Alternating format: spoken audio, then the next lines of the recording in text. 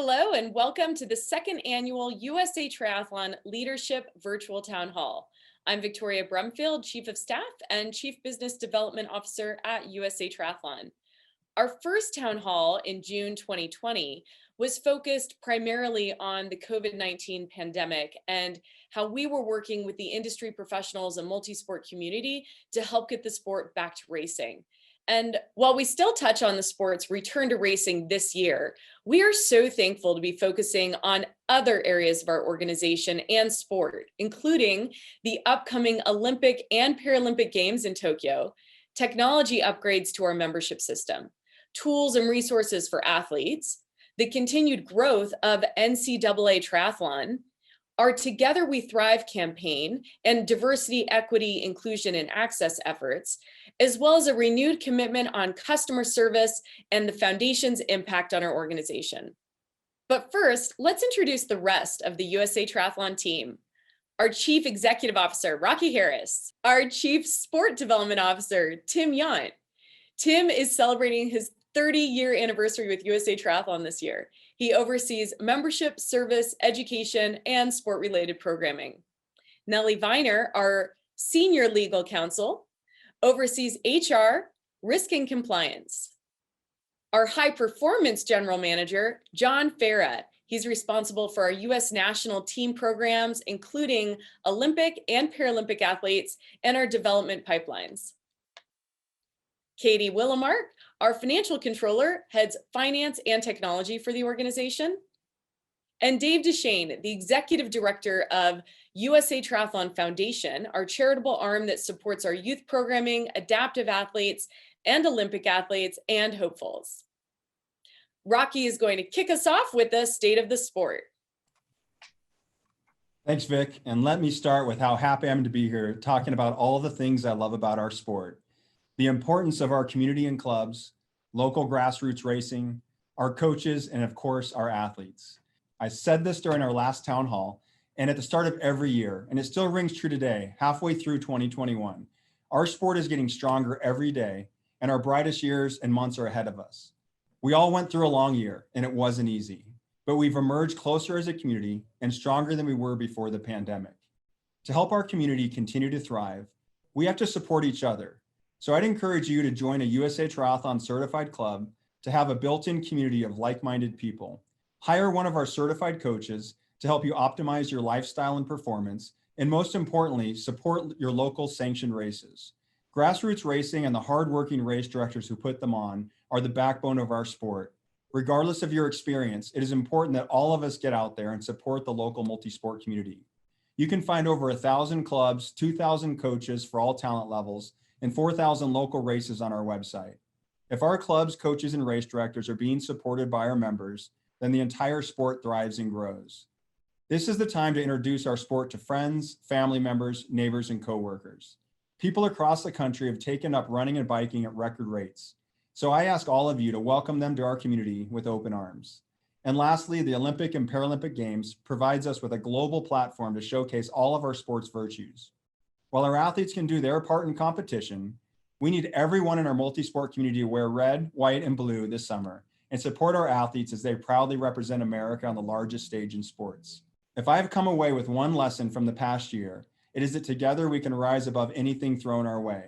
Our sport will be stronger tomorrow than it is today, and our brightest years are ahead of us. With that, I'll pass it over to our high performance general manager, John Farra, to give a quick rundown of our Olympic and Paralympic teams.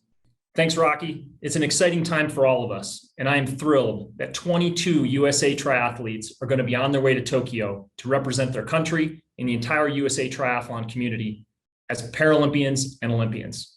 And as you know, this Games will be like none other. No fans, no family, daily COVID testing, and a highly restrictive bubble life for the athletes and staff.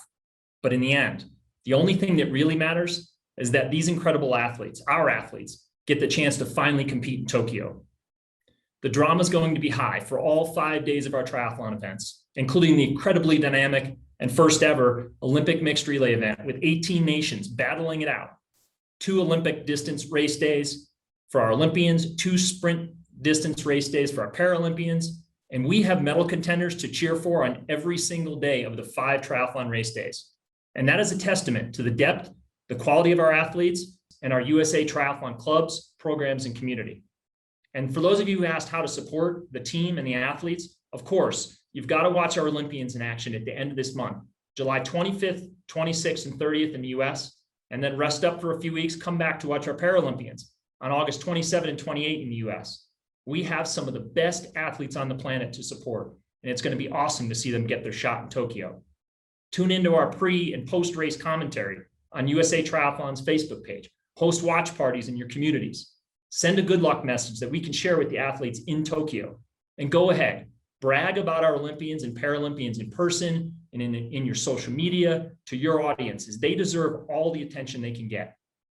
And I know all 22 of them will appreciate your support in the efforts to illuminate their sport, their stories to all those who are not familiar. The staff and the whole team behind the team is fired up for the days and weeks to come. And of course, and as always, go USA. Thank you, John. Personally, I've had the chance to race this year in a local race, and it felt so good to be back participating in the sport I love. Our sport is going to come back stronger than ever, and we hope you're all getting a chance to re-engage. It's so important now more than ever that we support our local multi-sport community.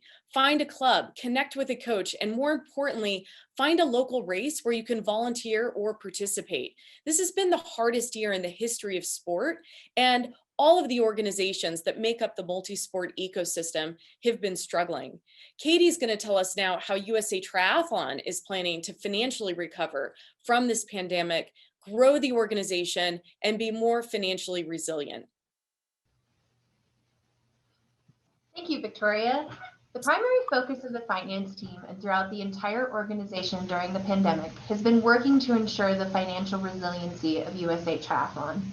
Here at USA Triathlon, we've been very successful at finding creative ways to grow and diversify our revenue while also ensuring our spending is minimal with a focus on our return to racing and the growth of the sport. We've also been fortunate to have been able to utilize funding from the CARES Act, which has helped us to be able to maintain our financial strength. I'm proud to say that these combined efforts have given us the ability to maintain our cash flows and our reserves. We are projecting growth for USA Triathlon in 2021 and believe that we have positioned to be able to be back on track for record growth in 2022. In addition to being financially resilient, we have also recently revamped our membership system to provide our members with a better user experience. One of USA Triathlon's top strategic priorities since Rocky Harris became CEO nearly 4 years ago has been investing in an improved technology experience for our members and constituents. And our new membership hub, which launched June 2nd, is the latest step forward in this commitment. You'll notice the enhanced functionality and ease of use immediately when you log in.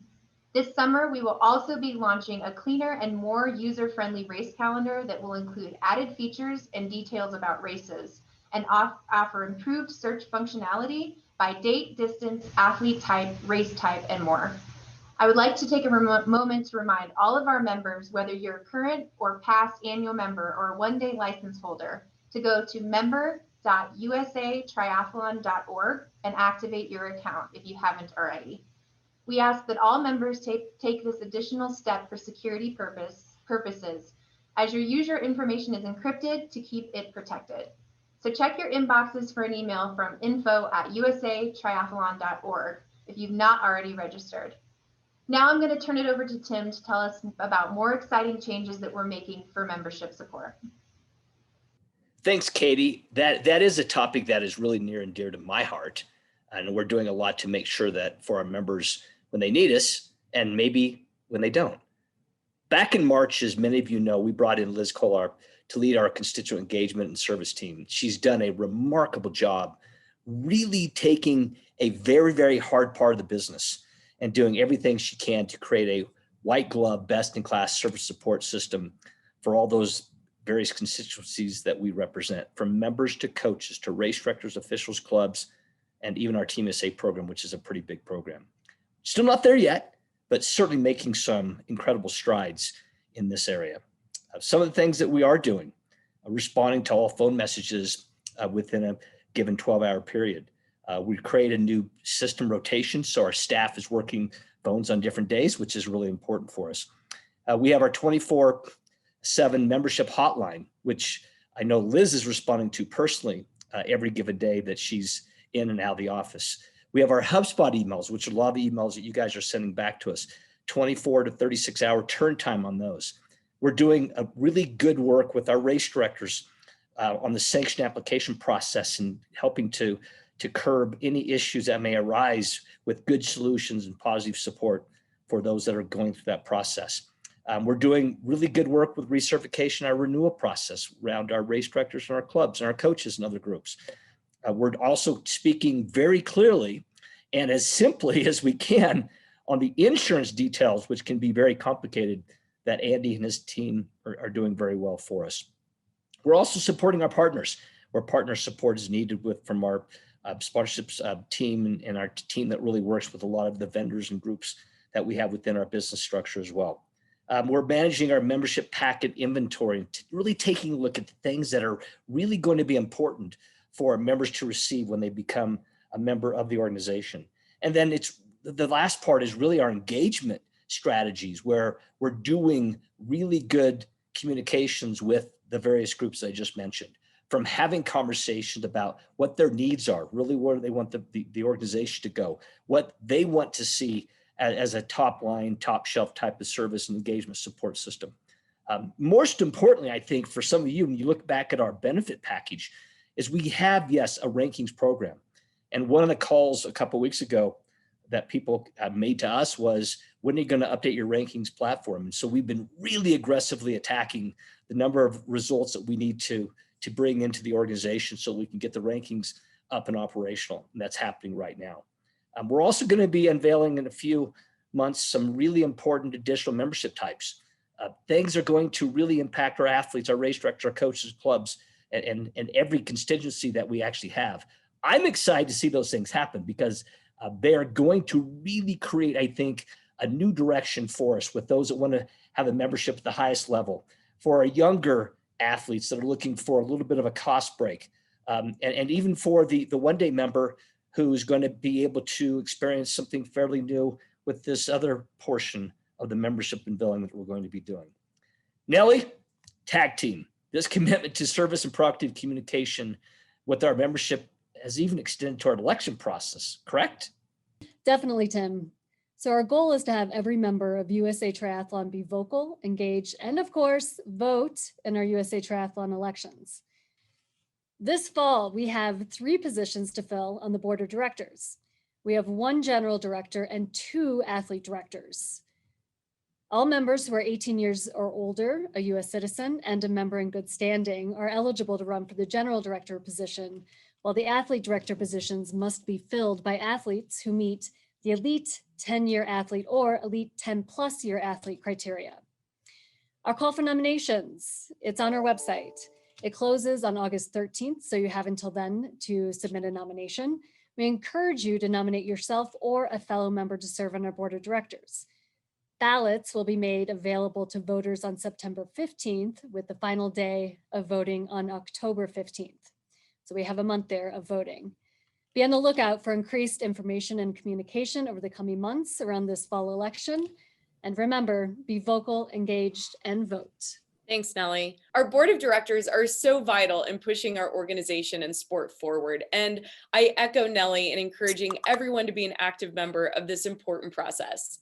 Speaking of being active and engaged, Dave, please tell us about all the impactful things USA Triathlon Foundation has done in the past year and will be doing in the coming months. Thanks, Vic. As you can tell, I'm coming to you remotely today from Park City, Utah, where we're currently hosting a fantasy camp for age group athletes to provide them with what a weekend in the life of training for an Olympian or a Paralympian would look like. Our coaches here are the 2016 Olympian, Joe Malloy, 2004 Olympian and Ironman champion, Andy Potts, along with head coach of our men's development program, Parker Spencer.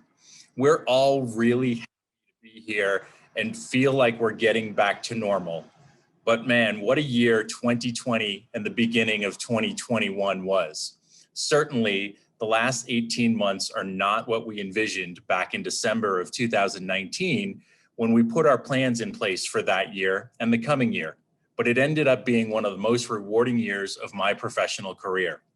When the pandemic hit, nobody knew what was in store for our industry, and shortly after April of 2019 hit, we received a significant amount of outreach from the endurance community, where professionals, race directors, coaches, and clubs representatives shared with us how the crisis was significantly impacting their livelihood.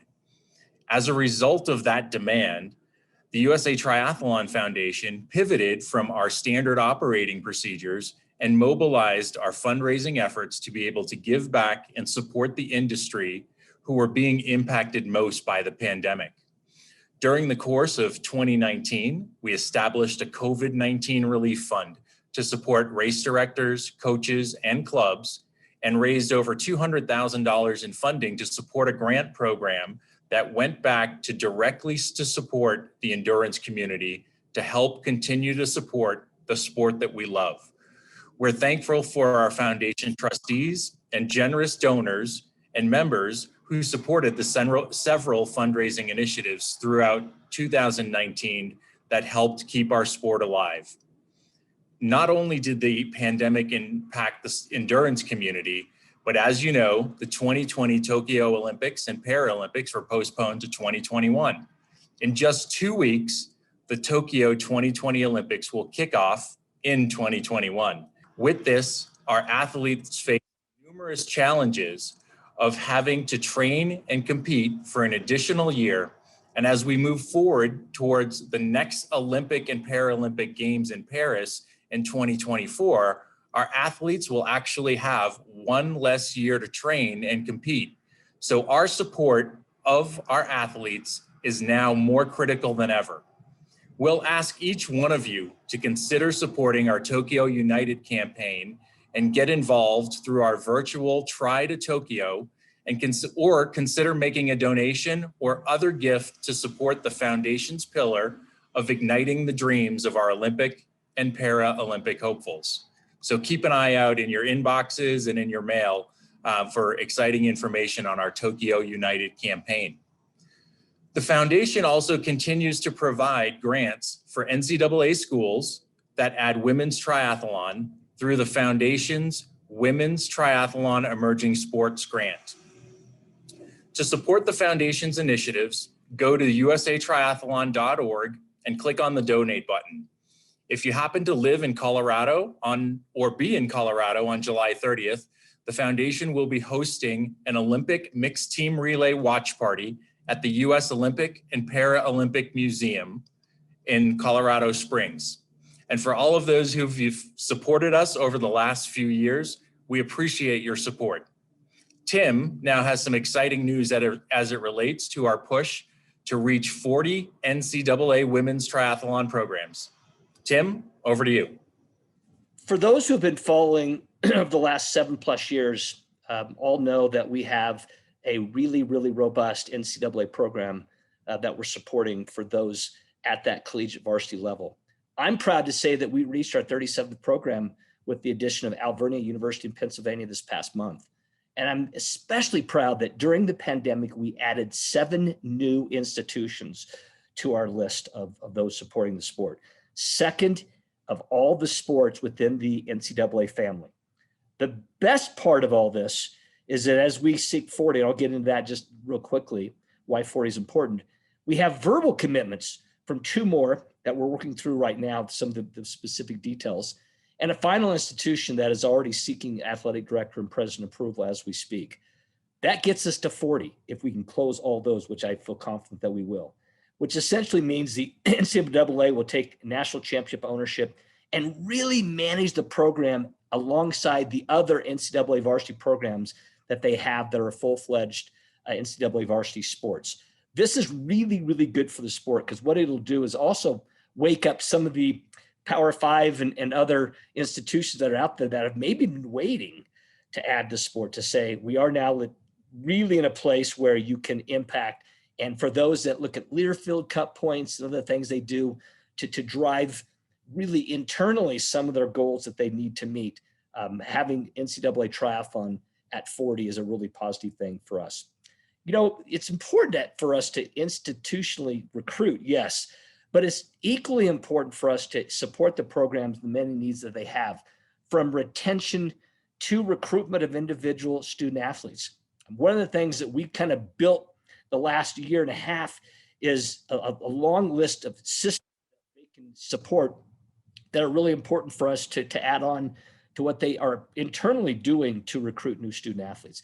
Everything from databases that we've created of state medalists at the high school level to our existing reach outs to people that are part of the NCAA programs currently. It really is a kind of a new thrust for us to not just provide opportunities for existing triathletes, but for single sport athletes as well. One of the things we've done is we partnered with the largest high school recruitment program in the country called NCSA. And if you are part of a single sport, you probably know who they are.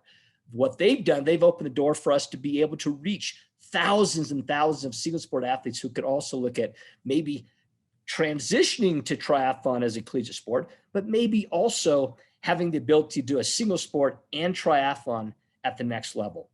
The other program that I think is really important for us is our Talent Scout program, which is a program that allows members and coaches to identify talent around the US and to communicate back to us through a pretty complex form and system that we have. Simple to follow, but complex in that there's a lot of moving parts around it to really identify new and different talent that exists out there. It may not be that person winning a state title in swimming, cross country, or track, but it might be that athlete that is 5th or 6th in the state meet and really is looking for that opportunity, may not be highly recruited as a single sport athlete, but looking for a chance to do something at the next level. We've also secured product and equipment discounts for all of our programs. We're going to continue to do this. Things that institutions need and that athletes need as part of their commitment to being part of a triathlon program. Another project of immense scope where we need everyone's buy-in and help is in our Together We Thrive initiative. Rocky, please remind us what Together We Thrive is and how we can all do our part. One of our 4 guiding principles for our Elevate 2028 strategic plan is diversity, equity, inclusion, and access, as we aspire to ensure the sport reflects the demographics of America. We are focused on breaking down barriers and creating opportunities to engage individuals from underserved and underrepresented populations. DEIA has become a hot topic for good reason, but we were already committed to this important effort, and we were even recognized by the United States Olympic and Paralympic Committee for the Diversity and Inclusion Award for 3 consecutive years. We spent time this past year listening to experts, our constituents, and anyone who has a passion for this topic. Alongside our DEIA Advisory Council, we developed the Together We Thrive initiative to combat discrimination, challenge inequalities, and champion social justice in the multi-sport community and throughout the endurance sports industry. One of the ways to get involved is to join us for our 2nd annual Together We Thrive Actions for Change DEIA Summit in early November. Like last year's inaugural event, this will continue to be free and virtual, so more people can attend without the need to travel. Registration is now open, and you can find the link on usatriathlon.org/thrive. Other ways you can help at the local level to further this cause is to adopt inclusive language and foster impactful conversations among your athletes and teams. Spotlight individuals and organizations doing great things in your community. Nominate individuals for our Pathways to Leadership Scholarship to increase access to certifications and conferences, and help us develop DEIA best practices to grow multisport through diverse populations and create inclusive training and racing environments. The multisport community is extremely welcoming and inclusive, but it is important that we all invite more people from underrepresented communities to join our sport and help put the support system around them to succeed. Our members have spoken loud and clear that they want us to work with clubs, coaches, race directors, and partners to educate them and give them the tools to learn and improve diversity, equity, inclusion, and access in endurance sports. We have such an amazing sport that will continue to get stronger and become more mainstream as we introduce it to new communities across our country. For those who would like to learn more about our Together We Thrive initiative or get involved, we encourage you to email diversity@usatriathlon.org. On behalf of our leadership team and everyone at USA Triathlon, thank you all for your time and all you do for the sport.